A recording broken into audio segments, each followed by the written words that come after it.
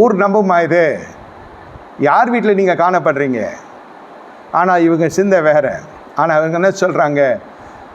நாங்கள் தேசத்தை அழிக்க போகிறோம், ஆனால் உன்னையும் உன் வீட்டாரையும் விடுவதற்கு ஒரு சிவப்பு நூலை கட்டி அடையாளமாகவே. அவளோட வீட்டாரும் காக்கப்படுகிறாங்க. இடத்தை கொடுக்குறா, இடம் மட்டும் கொடுக்கல, உணவு கொடுத்துருப்பா, தண்ணீர் கொடுத்துருப்பா. அந்த மனுஷர்கள் 2 பேர் விருந்தினர்களாக இருக்கிறாங்க. தேவனுடைய அபிஷேகம் தரிக்கப்பட்டவர்கள், வாக்குத்தத்தம் செய்யப்பட்ட தேசத்தை சுதந்திரிக்கிறவர்கள். அவர்கள் முற்றிலும் வேறு தேசத்தை சேர்ந்த மனுஷர்கள். அவர்களை வீட்டில் வைக்க முடியுமா? சட்டம் என்ன சொல்லும்? எவ்வளோ பல காரியங்கள் இருந்தாலும் அந்த பெண்மணி, இவர்களுக்குள்ளே இருக்கிற அபிஷேகம் அவளை தொடுகிறது. வேசித்தான், அங்கீகரிக்கப்பட்ட வேசித்தான், சரித்தை விற்று பணம் பண்ணுகிற ஒரு பெண் தான். ஆனால் அவள் சந்திக்கப்படுகிறாள். தொழில் என்னமோ கெட்ட தொழில் தான். ஆனால் அந்த பெண்மணி நல்ல பெண்மனை மாறி எல்கானாவுக்கு மேலே இருக்கிற ஒரு 2 சந்ததியில் அவள் இணைக்கப்படுகிறாள். இஸ்ரவேலுக்குள்ளே அவள் வந்து சேர்ந்து விடுகிறாள். அதோடு அவளுக்கு திருமணம் ஆகிறது, ஒரு புதிய ஜீவியத்தை செய்கிறாள். அதான் மத்தேயு சுவிசேஷ புத்தகத்தில் தாவீதினுடைய கொல்லுப்பாட்டியாக அவள் காணப்படுகிறாள். மத்தேயு 1வது அதிகாரத்தில் நீங்கள் ராகா பேசியை குறித்து காணப்பட முடியும். அவள் இஸ்ரவேலுக்குள்ளே காணப்படுகிறாள்.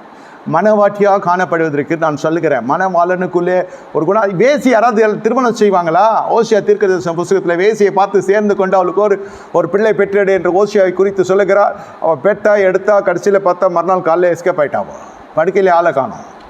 மறுபடியும் பழைய தொழிலுக்கு போயிடுச்சு அந்த அம்மா.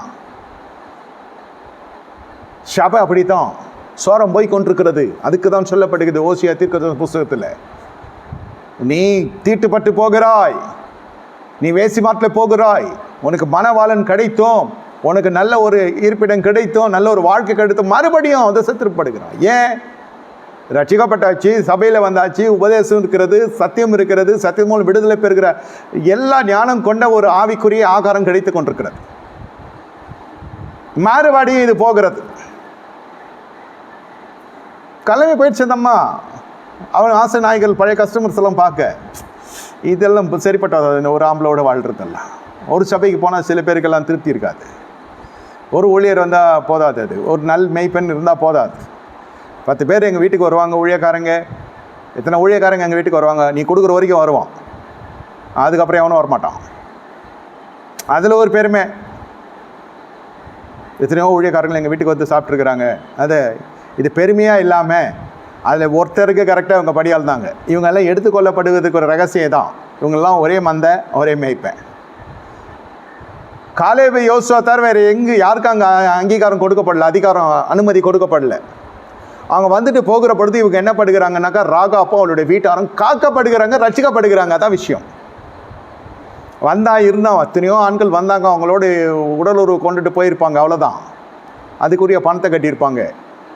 இவளுடைய பொருளாதாரம் ஏறி இருக்கும், பாவங்கள் கூடியிருக்கும், பாதாளம் திறந்திருக்கும். ஆனால் அந்த பரிசுத்தவான்கள் காலடி எடுத்து வைத்ததும் பாவங்கள் மன்னிக்கப்பட்டது, பாதாளங்கள் மூடப்பட்டது, பரலோகம் திறக்கப்பட்டது, பரிசுத்தம் ஸ்தாபிக்கப்பட்டது, இவள் ரட்சிப்பு கட்டளிடப்பட்டது கர்த்தரால். இது வருகைக்குரிய சத்தியம்.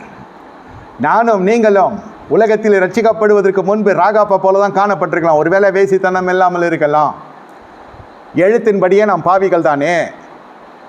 இப்போ இந்த பாவியாக இருக்கிற மனுஷன் வருகைக்குரியவர்களாக அல்ல மனவாட்டியாய் வருகிற பொழுது என்ன நடக்கிறது? தன்னால் இயன்றதை கர்த்தருடைய நாமத்திற்கு கொடுக்க வேண்டும்.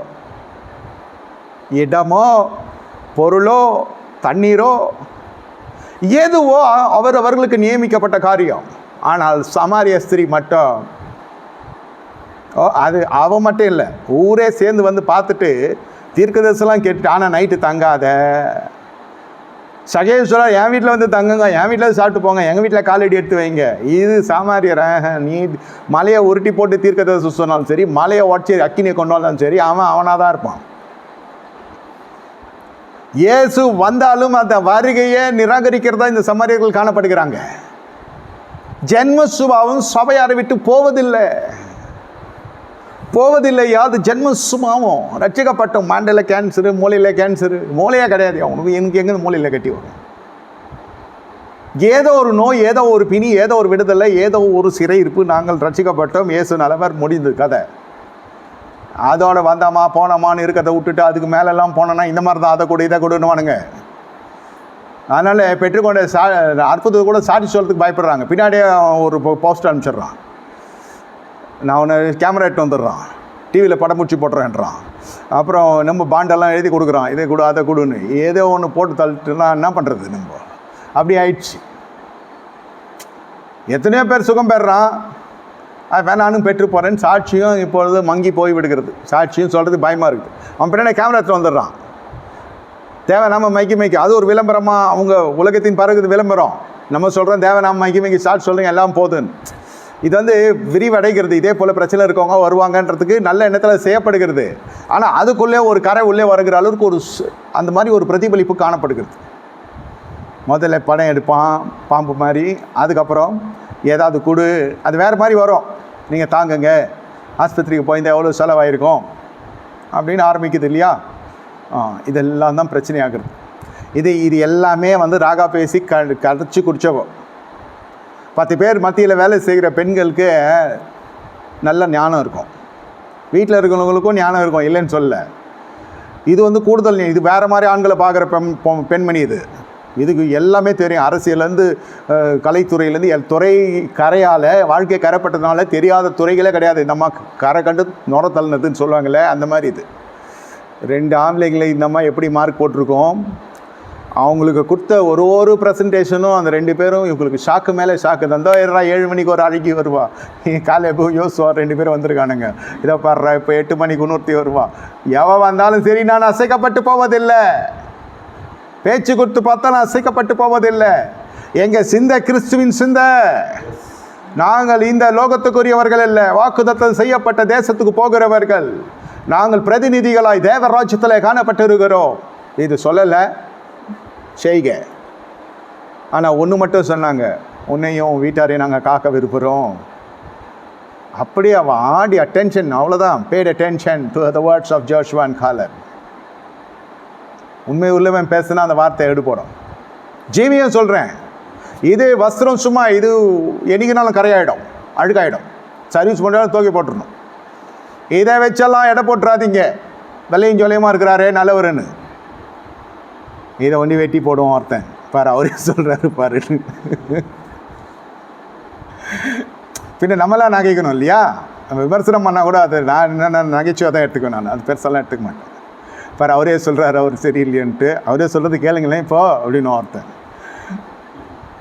ஏன்னு சொல்கிறேன்னா, அந்த போன இடம் எதுவாக இருந்தாலும் அந்த இடத்த மாற்றக்கூடிய அளவுக்கு அவருடைய நடத்து இருந்தது, நன்னடத்து இருந்தது, நற்சாட்சி இருந்தது.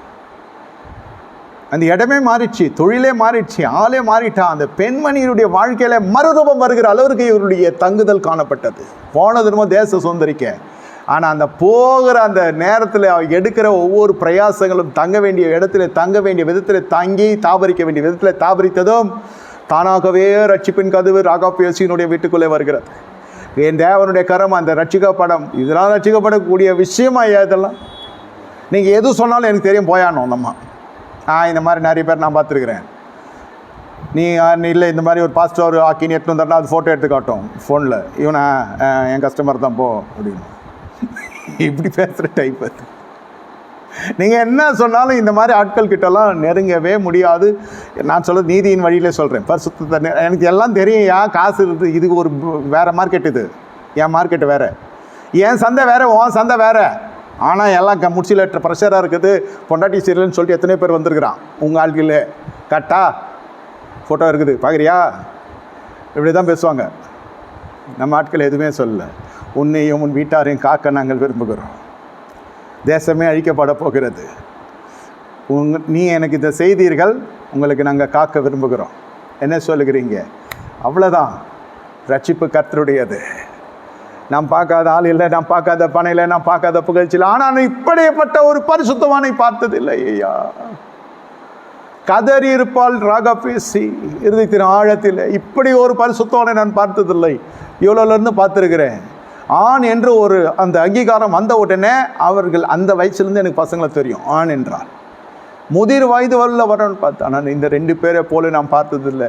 2 பேருக்குள்ளே ஒரே ஆவி கிரியை செய்கிறது, ஒரே மனம் கிரியை செய்கிறது, ஒரே பரிசுத்தம் என்றால் என்னவென்றே தெரியாது.